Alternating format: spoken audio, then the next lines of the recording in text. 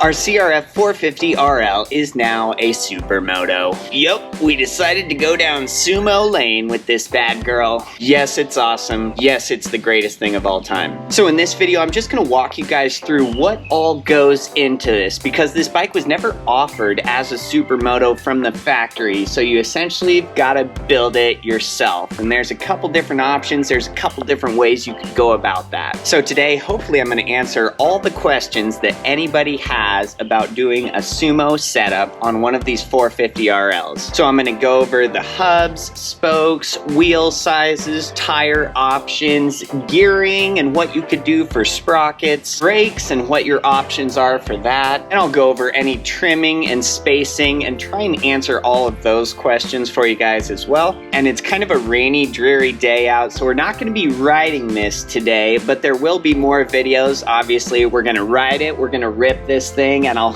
kind of show you exactly how capable and how fun this is. And then I'll do another video on why I decided to go with a Supermoto setup on our bike as opposed to like the Enduro factory style. So lots of good stuff headed your way. My name's Micah, welcome to the channel. So first, let me just give you the 360 look, the 360 walk around, so you can kind of get a really close-up look of exactly what we did. All right, holy cow. This just looks like it should not be legal. This is just absolutely a hooligan machine any way you look at it. So our bike here is going to be a 2024 CRF450RL, but it's exactly the same process to Supermoto any year, CRF450L or RL. Try and get you all the different angles here. And going with a Supermoto setup does just change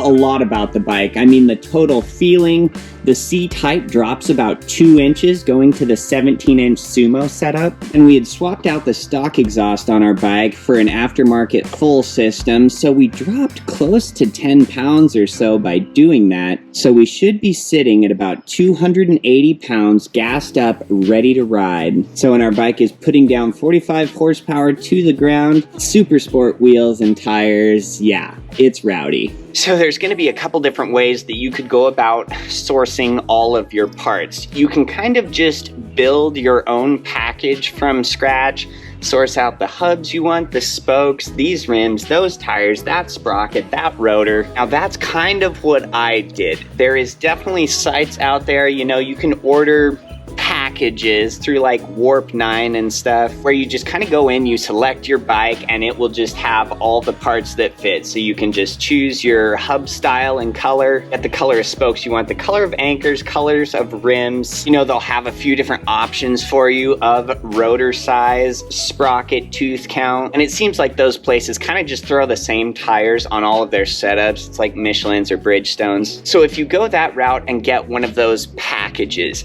I mean, you have options, but at the same time, your options are only what they give you. And it's a decent amount, don't get me wrong, but what I noticed is that when you're doing those package deals, you know, and you select this color of spoke, that color of rim, you know, your price is getting adjusted depending on how many cool or custom colors you're getting. You know, if you just do silver spokes, black rims, generic colored hubs, I mean, your whole setup could cost like $1,100, $1,200. If you do all of their premium part options and all of their wild colors, you know, it could be over $1,500, because it's essentially adding $100 for these type of spokes, $100 for those rims, $100 for these hubs. So my total cost for our build here was just over $1,000. It was probably about $1,100 or so, but I just had the most freedom to kind of choose all the different parts, the certain tires I wanted, the exact sprocket brand and tooth count I wanted. And there's some premium extras, things that you could change or things that you could add on that I don't really think you need to, but some people will. They'll get kind of swept up with that, thinking they need it. So now I'll break down every little part here that we put on. I'll put all of the parts that I got in the video description below. We're a partner with eBay and Amazon, so there are affiliate links. So they give us a small commission. It really helps out. So let's break down the build.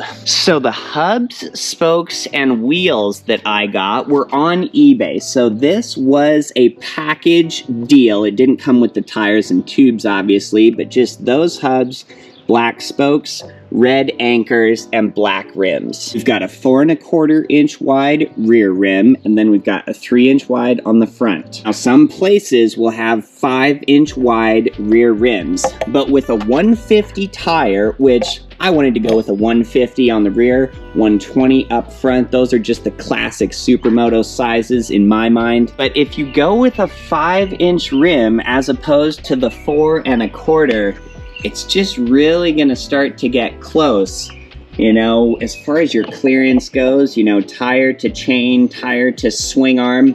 We're sitting really good right now with that 150 60/17 rear tire on a 4¼ rim. You don't have to worry about spacing or clearance whatsoever. So that would be my recommendation for wheel width sizes: 4¼ in the rear, 3 in the front. I've just heard of some horror stories of guys doing builds and they had clearance issues and they're having to remedy all kinds of stuff, whereas these sizes just bolt right up. You have no sort of clearance problems. And then the tires I went with front and rear are going to be the Shinko Apexes, so it is a very sport-oriented tire, kind of just a strictly super sport tire, because I wanted something that just glued me to the streets, and so I really wanted to do these Shinkos. The grip is awesome, the price point is really good, and I've had great luck as far as reliability with these Shinkos. Now, as far as brake rotors go, I am rocking the factory sizes, the factory rotors, in fact, on the front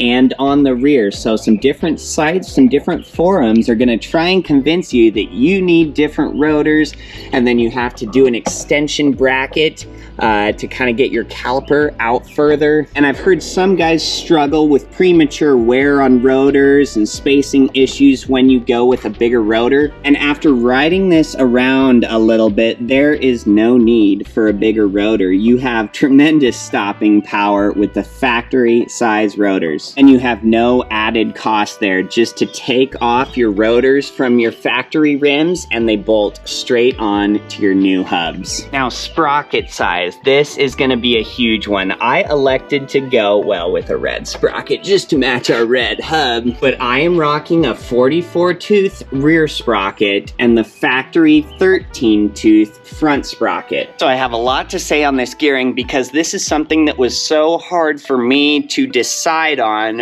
what to go with for sprocket sizes and gearing. You know, you're just reading on forums, you're watching videos, and it's kind of just everybody else's opinion, and you don't really know if that's going to be the perfect option for you. Now, of all the videos and forums I had looked through, a 44-tooth rear sprocket is about as small as I have ever heard on one of these 450RL Sumo setups. A lot of people are running 46, 48, 49, 50. The factory rear sprocket size is going to be a 51. So going to the 17-inch wheel, you know, you're going to need to go with a smaller sprocket because you're losing top speed when you are downsizing to a 17 for your rear drive wheel. So if you use the factory 51-tooth rear sprocket on a Sumo build, your RPMs are really screaming at about 55. You know, you could rock the factory size sprocket for some sort of a hooligan stunt type build. You know, if you're just doing circle wheelies and that's it, you never want to go on the highway, you're never going to go over 55 miles per hour. You could get away with using the stock rear sprocket, but you're just going to be shifting through so many gears. I mean, you'll shift through 6 gears to get to 50 miles per hour. Now, I elected to go straight for the 44, almost the smallest sprocket I've ever even heard of anyone running on these, because I didn't want to lose my top speed. You know, it's not like you have a ton of top speed anyways, right from the factory. And I think your top speed's around like 90 or so, maybe a little more than that on this bike. So going with a Supermoto setup, I almost wanted my top speed to be just over 100 miles per hour. That way, if I'm ever running down the interstate at 70, 75 miles per hour, that's fine. I'm not completely just wound up, have this thing screaming. And after riding this bike with our factory 13 tooth up front, the 44 tooth in the rear, with a 150/60/17 tire. It is so perfect, and I will never even consider going up in rear sprocket teeth. There is no way. Like, it already seems geared short enough with a 44 on the rear. So I guess everybody's gonna have a different opinion there, but I truly think that 44 is the largest you wanna go on your rear sprocket when you're rocking the factory 13 tooth. And when we do some rides on this bike, you guys will be able to see better how fast I'm going in each gear, how often I'm shifting, but I think you'll agree with me there. Well, so let me sit on it here so you guys can kind of see how much lower the bike got by going with the Supermoto setup.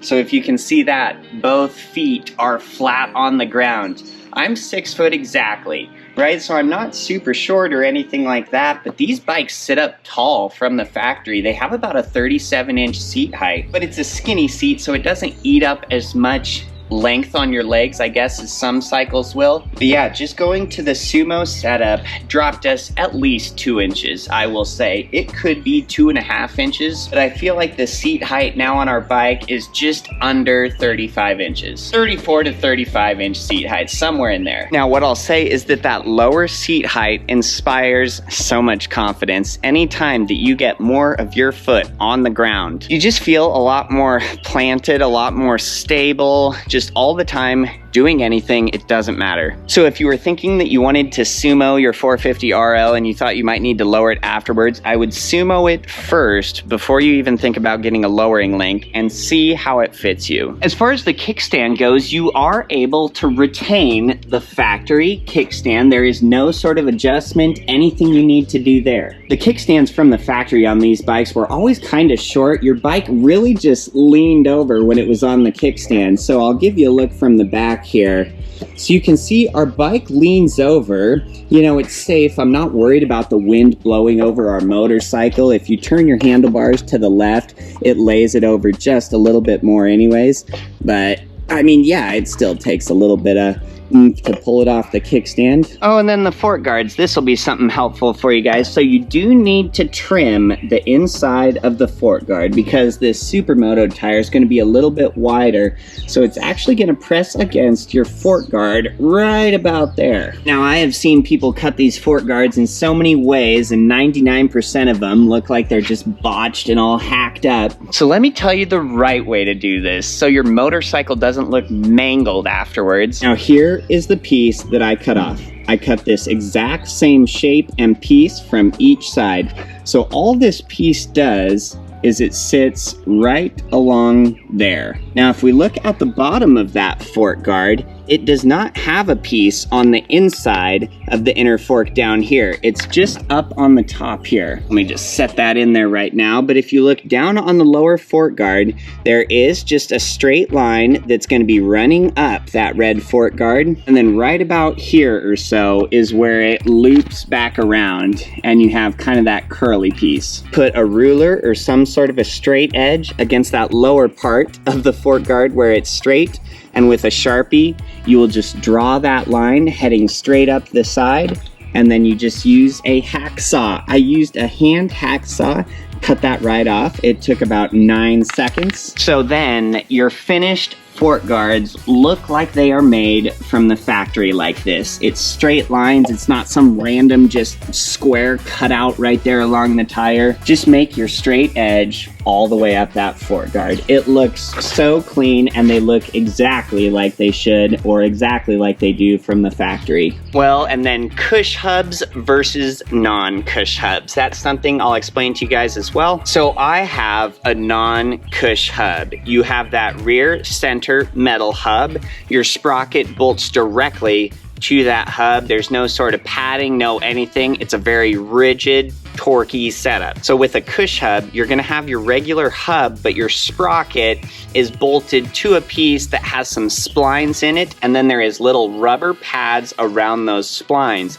So when that piece goes against your hub, as your chain turns that sprocket, there's just a little sort of padding in there So your bike in theory would be a little bit less herky-jerky. That on-off throttle would in theory be a little bit smoother with a Kush hub as opposed to a non-Kush, kind of just rigid setup. Now what I'll say is that the CRF450RL does not have a Kush hub from the factory. So you're not missing out on anything to not get a Kush hub. You're gonna have the exact same setup you had from the factory. So that's just something you'll have to decide for yourself. If you got a little bit extra cash in your pocket and you want to see if those on-off throttle, transitions would be a little bit smoother on a Kush hub, I mean, they've got to be in theory, but just how much smoother, how much more noticeable is a Kush hub over a non-Kush? But anyways, just wanted to mention that so you guys kind of know exactly what that is, and that will be an option when you're looking around. And some people will replace the front fender here and go with like a Supermoto fender. All it is just a little bit shorter to match that slightly less diameter front tire. But I'm just rocking the factory front fender. I mean, you guys can look at it from the side.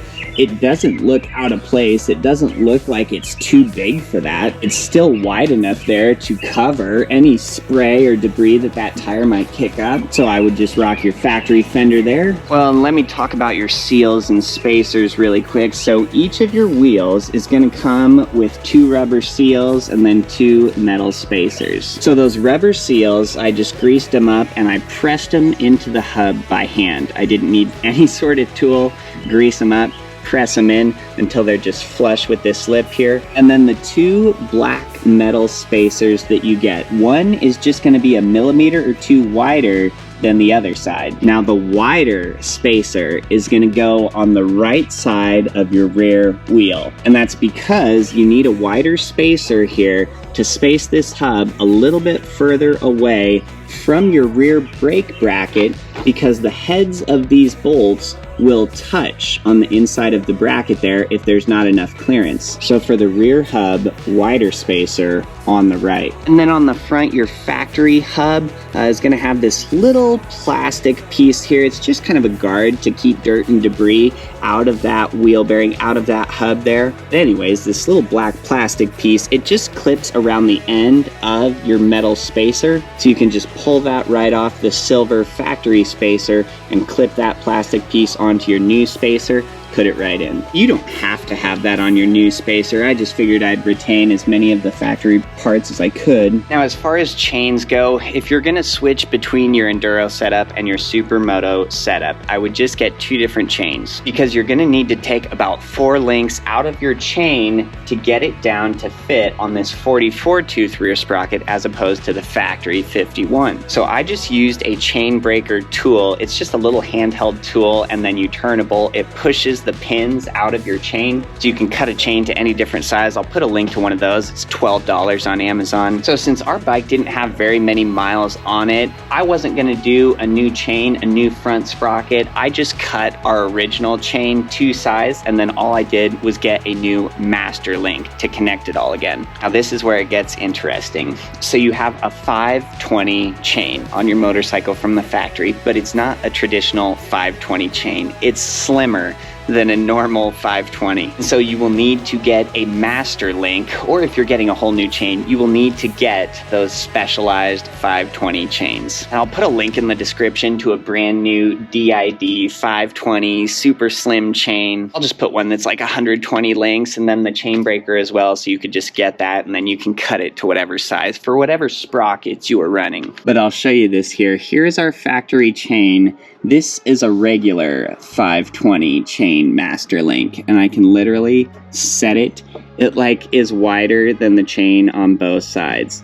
So you will not be able to use, and you'll notice it right away, because I had put this master link in and I was like, wow, that's way wider than the entire chain. I had our bike off the ground, so I just spun the rear wheel to get that master link up to that front sprocket, and it literally just hits. It cannot go through. It is too wide, so there is no possible way to put a regular width 520 chain on this motorcycle. So depending on what you want to do there, either get your new super slim master link, get a new chain breaker, just so you know what to expect there. And then I am running all of the factory chain guides. I do not have any sort of a spacer, any washer behind my front sprocket, anything like that. And you're gonna see posts in forums and videos online where guys are saying, oh, you need to space this out, you need to adjust this chain guide in this spot, and then some guys are having the chain eating away at the inside of their tire because they got a different size rim, a different size tire than us. But with the setup that we got, you can rock all of your factory equipment. It's not rubbing on the tire, it's not eating away at my chain guides. I didn't need any spacer on the front sprocket. So the setup that we're rocking here has absolutely zero clearance issues, zero wear problems. It runs and functions perfectly. Well, and so it started raining more. We had to move the party inside. But that's about everything. That's about the total build, and hopefully I'm not forgetting anything. Definitely post any questions you guys have in the comments. I'll try and get back to them. But yes, very, very pleased with the finished product, how everything went together, how easy it was. Like I said, we saved a few bucks by kind of piecing our setup together as opposed to just building a set on like Solo Racer or Warp 9 or any of those. So like I said, I'll put all of our exact parts that I used to build this cycle in the video description below. Definitely use that as a resource. Even if you get different parts, you can kind of go to that and look at the spacing or hub size for the rear sprocket. Yep, very, very good. Very pleased with everything. I would not change what I did on anything, from the rotor size, sprocket size, how I did this, where I did that. This is a perfect setup that totally works and could be driven every day. So comment with any questions you guys might have. Otherwise, like the video if this helped you out. Subscribe if you want to see more. And until next time.